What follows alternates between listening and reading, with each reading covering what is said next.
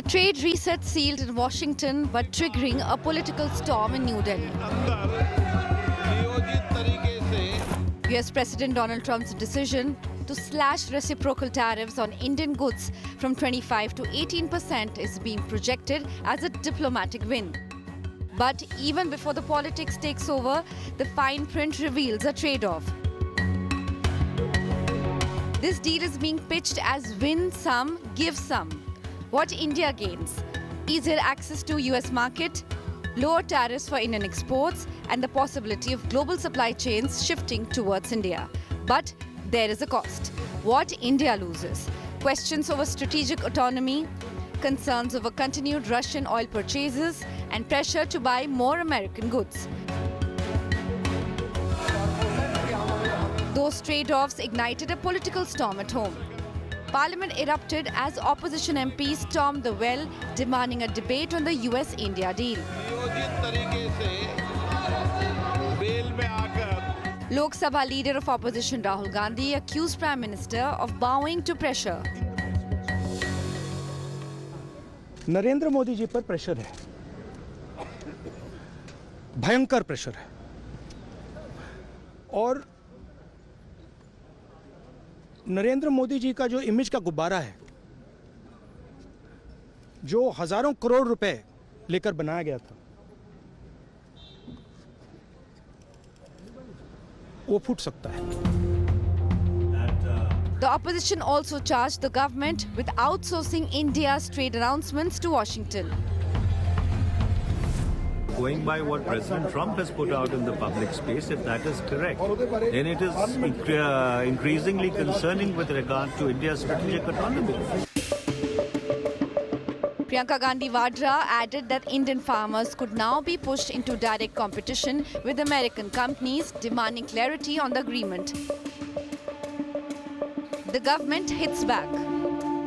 विपक्ष के नेता भी हमें पूछ रहे थे कि कब होगा यूएस डील, और मैं हैरान हूं, ये डबल स्टैंडर्ड्स जो राहुल गांधी जी बार बार दिखाते हैं वह बहुत ही निंदनीय है. Union Minister JP Nadda accused the opposition of playing politics with national interests, insisting the government is open to discussion. सरकार किसी बात से भी, कोई भी बात से चर्चा करने से पीछे नहीं रहती है, हमेशा आगे रहती है. Top government sources moved to reassure, saying farmers' interests remain protected. India will continue buying crude from non-sanctioned sources at market rates, and the $500 billion trade figure is spread over several years, not a one-year commitment. The government sees opportunity. The opposition sees compromise. A tariff cut abroad has delivered gains and sparked doubts. The deal with Washington may be sealed, but at home, the debate over what India gave up has only just begun. Bureau Report, India Today.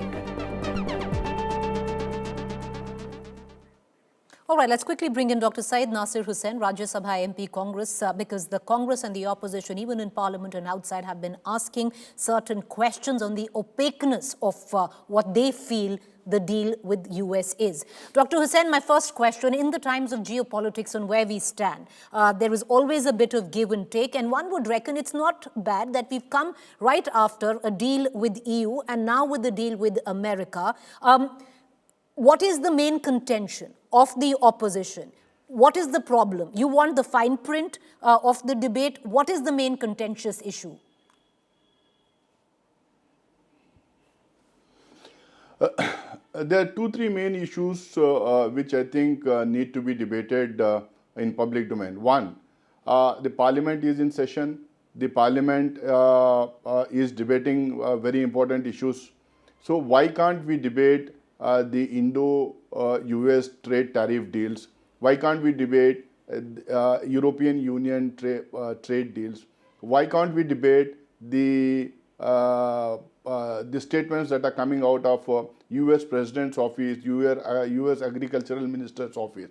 So what is more important is, why should the country, and especially why should the parliament know from the tweets of US President or from the statements of US Agriculture Minister about what is happening between India and America vis-a-vis trade deals, vis-a-vis tariffs, vis-a-vis various other engagements with them. That is point number. Why is the government running away from discussing these issues, especially when the parliament is in session? Number one. Number two is, if you just go by the way the US government is dictating, US president is dictating, the way US agriculture minister is claiming, it is very clear that these trade deals are not in interest of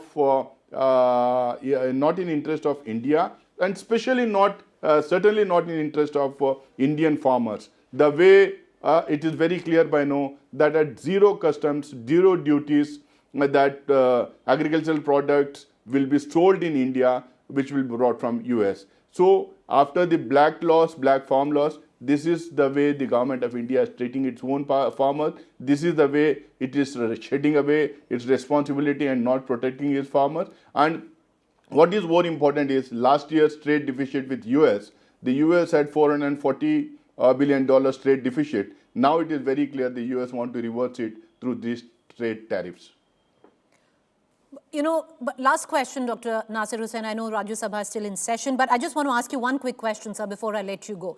You will have the government and you will have the trade minister who has told us that have some faith. We have underlined our interests. We are pushing for those interests. The sheer fact that we've been able to bring down tariff from 50% to an 18% is testimony to that. The most important question here is, at what cost?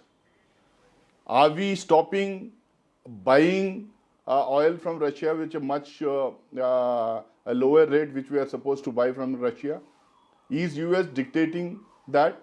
Is it at the cost of our friendship and our trade deals with Russia? And what about the agriculture minister's statements? We used to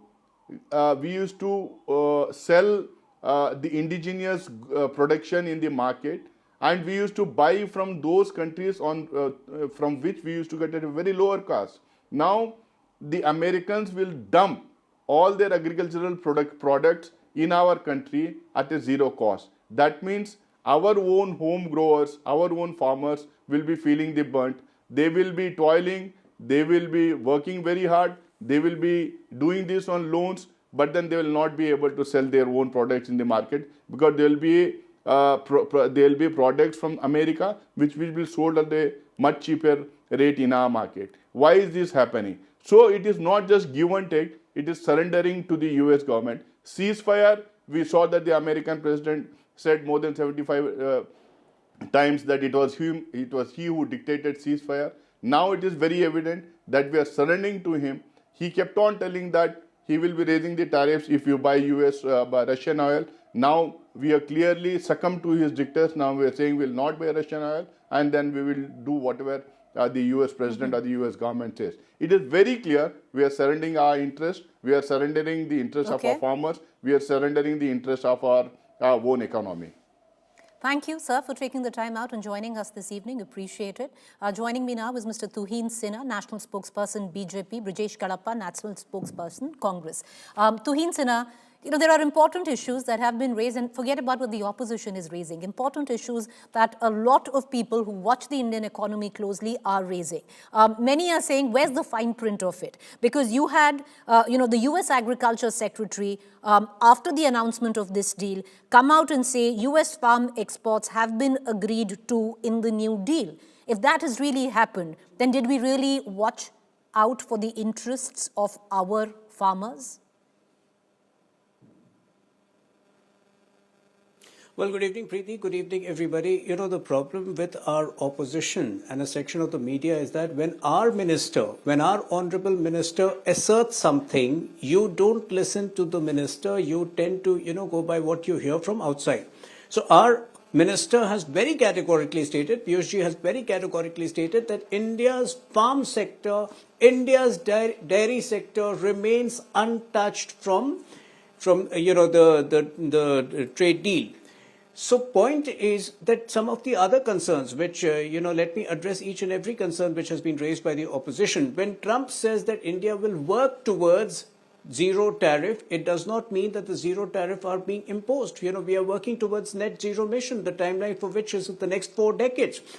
Point is, from 50%, if the tariff has been brought down to 18%, which is way better than all our competing economies, be it China, be it Vietnam, be it the other manufacturing nation in our neighborhood, Bangladesh, it's a huge boon for us. And at the same time, our concerns have been completely taken care of. Even on the issue of purchase of oil, we stand very firmly on the stand which we have consistently maintained, that Indian oil companies will decide on the point of purchases based on market prices at the given point of time. So I think we should wait for the joint statement by both the countries. That is when the clarity will be obtained. But for Congress party to be, the usual pessimists they have been, it almost seems that every time there is reason for the country to celebrate, the Congress party goes into depression. Mr. Sinha, Tuhin Sinha, I'm going to ask you one question and I'm going to bring in Mr. Kalapa right after that, because you say it's only the Congress party. So am I, as a journalist, when I read a social media post put forth by the Agriculture Secretary of the United States of America, and he holds the position of the Agriculture Secretary of America, say, thank you, POTUS, for once again delivering for American farmers. New US-India deal will export more American farm products to India's massive marketing, lifting prices and pumping cash into rural America. Are we not to believe him? Is he lying, sir? Well, Preeti, 2 points over here. When Commerce Minister Piyush Goyal very categorically says that our concerns in the farm and the dairy sector have been taken care of, you need to believe him. But yes, there are other ways, the warehousing, agriculture technology, agri-tech as we call it, there are other areas where there could be collaboration. So you need to wait for the final blueprint, which should come any moment in the next, or in the next couple of days. That should be out, and that is when you should, jump the gun instead of jumping the gun now. Brajesh Kalapa, that makes sense. Wait for the final declaration, the fine print to be out, and then make allegations, which to the outside world then, could be damning with what is happening right now. Go ahead, sir. See, Preeti, there are 3 facts, and these I'll put to you and your viewers, and I think the viewers can best decide. When it came to the ceasefire was announced on American soil, and it was announced by US President Trump. So as far as the ceasefire between India and Pakistan, it was the US President Trump who made the announcement regarding the ceasefire first. Second is in regard to the stoppage of purchase of Russian oil. That announcement too came from the White House and came from Donald J. Trump, right? Now the third announcement is with regard to the trade deal, and Brooke Rollins, who is the US Agricultural Secretary, has also made a detailed tweet which you just read. Now let me just point out, for the sake of viewers, because ultimately, there will be a few more days and everybody would have forgotten about this and it would be touted as a victory. So I think it's very important to put things in perspective. There are at least 5 sectors which are going to be very seriously affected by this zero, duty on imports. First is soybean oil. Second is dairy products. The third is corn, sweet corn. Then almonds, walnuts, and apples. I think at least 6 to 7 states of the country are going to be seriously affected by the fact that if the US is able to pump and dump their agricultural produce in India, it's going to serve as a death knell for farmers. And you must remember that India is primarily an agricultural based nation. And I think 65% of the country still relies on agriculture. I think if the US Agricultural Secretary, her words are to be taken seriously, I think it's a serious situation. But okay, on the flip side, Mr. Kalapa, the fact is, you just heard your counterpart, Tuhin Sinha, and he has a point. He's saying, would you rather believe the US Agriculture Secretary or would you believe your own trade minister, when he's saying that both agriculture and dairy are being taken care of and our farmers' interests are primary. And very soon, when the declaration, the fine print of the details of this deal are out, you will understand why he said that. See, Preeti, I must tell you that I'd like to believe Mr. Piyush Goyal. I'd like to believe him, but unfortunately, what events have transpired in the last few months don't allow me to have much confidence in Mr. Piyush Goyal's words. Rather, what Trump says has always been something which Okay. Mr. Modi has very cravenly followed. Okay, Tuhin Sinha, would you want to come in, sir, on this? You know, in the last 6 months, the Congress party has made all kinds of cheap innuendos to mock India and to mock Prime Minister Modi in a challenging situation. Now, what has happened in the last 6 months? You know, we have shielded the economy from the impact of the tariffs. We have expanded our markets. And despite the tariffs, the projected growth rate of, continued to be at of the GDP continued to be at 7.2%. So imagine, this is not just a validation of the resilience of Indian economy, but also of the astute and the adroit leadership of Prime Minister Modi. Now, with the EU FTA in place, now with the US FTA in place, the increase in the projected GDP is going to be at least to the tune of 0.3%. Now, it will obviously benefit MSMEs. It will benefit the entire manufacturing sector. Point is, why does the Congress party always get rattled when we have seen through a tough situation? If you have a problem with the President Trump's tweeting style or the way he posts information, please understand that this is the way he has been doing it for the entire world with almost all countries. Is there any country which is an exception? Now the point is, either you engage with US or you completely disengage. It's for the Congress party has been a traditional loser, an escapist who has not been able to deal with challenging situations when, it was in power. Please allow us, the freedom, please allow us the way we are handling these situations, because at the end of the day, what it brings to the table is 180 crore consumer base combined, between the two countries.